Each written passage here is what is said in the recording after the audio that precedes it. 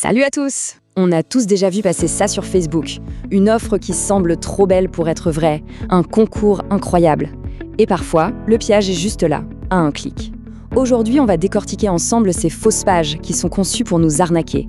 Voyez ça comme un petit guide pratique pour surfer plus sereinement. Allez, on y va! Alors voilà, on se balade sur son fil d'actualité et bam, on tombe sur une page comme ça. Une offre de dingue, un super concours, et là, il y a cette petite voix dans notre tête qui dit « ça sent bizarre cette histoire. Mais comment en être vraiment sûr? Comment on fait la différence entre une vraie bonne affaire et une arnaque ?» La réponse, en fait, elle est dans les détails. Eh bien, ce genre de piège, ça a un nom. C'est le phishing, ou l'hameçonnage en bon français. C'est une technique de pirate qui crée des pages qui ont l'air tout à fait réelles, juste pour nous pousser à leur donner nos infos les plus précieuses. C'est un peu comme un pêcheur avec un bel appât, sauf que le poisson, c'est nous. Et pour ne pas mordre à l'hameçon, la première étape, c'est de comprendre comment il fonctionne. Voici le programme du jour.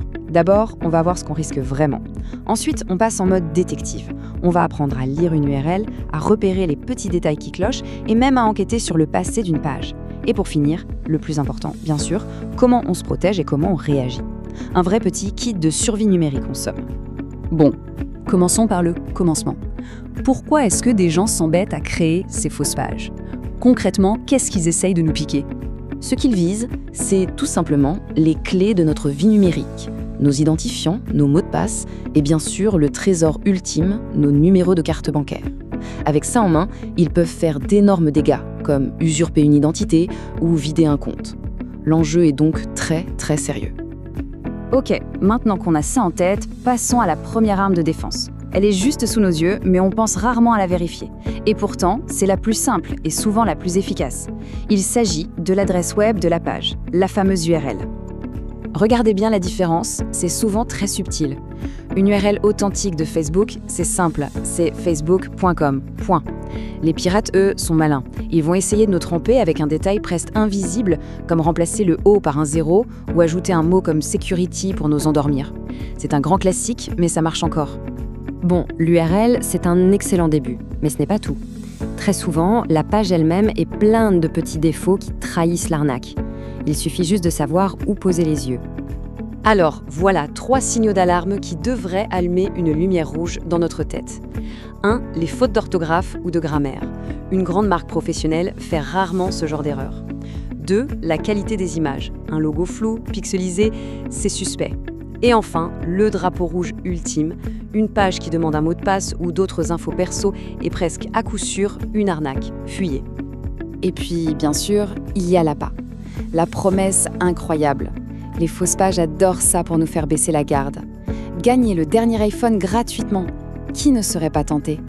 Mais c'est justement ce genre de promesse qui doit nous rendre hyper méfiants. Donc, le point crucial, c'est de ne jamais oublier cette règle d'or d'Internet. Si une offre a l'air trop belle, trop facile, trop généreuse pour être vraie, c'est probablement qu'elle ne l'est pas.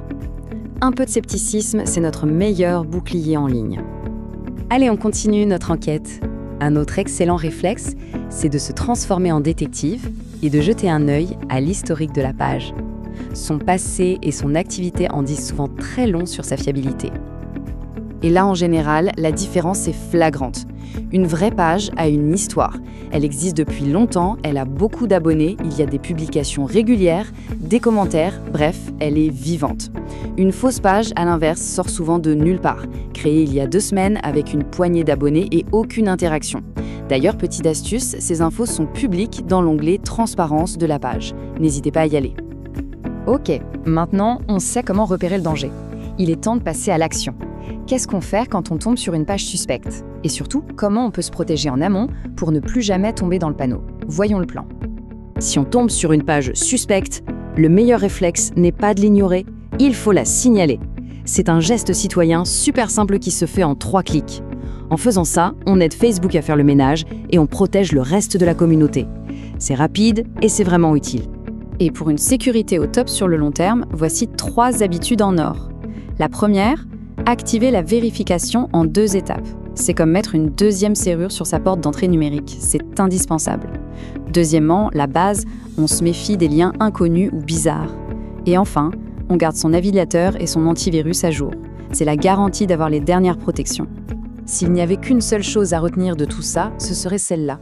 aucun logiciel, aucun outil ne remplacera jamais notre propre jugement.